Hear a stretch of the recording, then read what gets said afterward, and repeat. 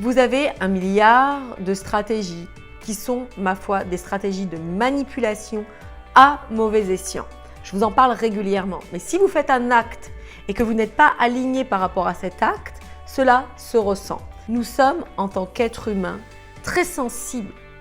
Nous percevons des choses au-delà de ce que l'on peut voir, en termes de vibration, d'énergie, de ce que l'on ressent. Vous savez, lorsque l'on dit « je ressens quelque chose », eh bien pour les hommes, c'est la même chose.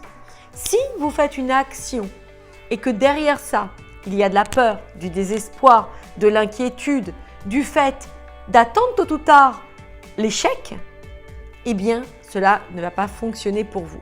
Je vais prendre un exemple. Vous êtes en cours de relation avec quelqu'un, c'est les débuts, et puis cet homme vous appelle. Vous pensez qu'il est intelligent de ne pas répondre, de lui montrer qu'en fait, vous êtes prise avec un milliard d'occupations et que vous n'êtes pas disponible. Qu'est-ce que cela fait? Plusieurs choses. D'une part, comme ce n'est pas aligné, comme ce n'est pas vrai, eh bien cela va avoir l'effet d'un feu de paille.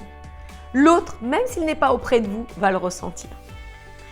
Vous allez avoir un peu une attitude, entre guillemets, fausse quand vous allez le rappeler. Ah oui, écoute, je suis désolée, j'ai pas vu ton appel, j'étais en train de faire un milliard d'activités, blablabla. Ça se ressent, ça se sent. Et puis, du coup, ensuite, eh bien, il n'y aura pas assez de matière, il n'y aura pas assez d'éléments pour donner à cet homme envie de continuer avec vous. Alors, je dirais que l'on va avancer graduellement. Bien évidemment, cela n'effraie pas, mais cela repousse l'autre. Il n'aura pas envie de vous appeler. Imaginez, ce n'est pas que vous devez être toujours disponible quand il appelle.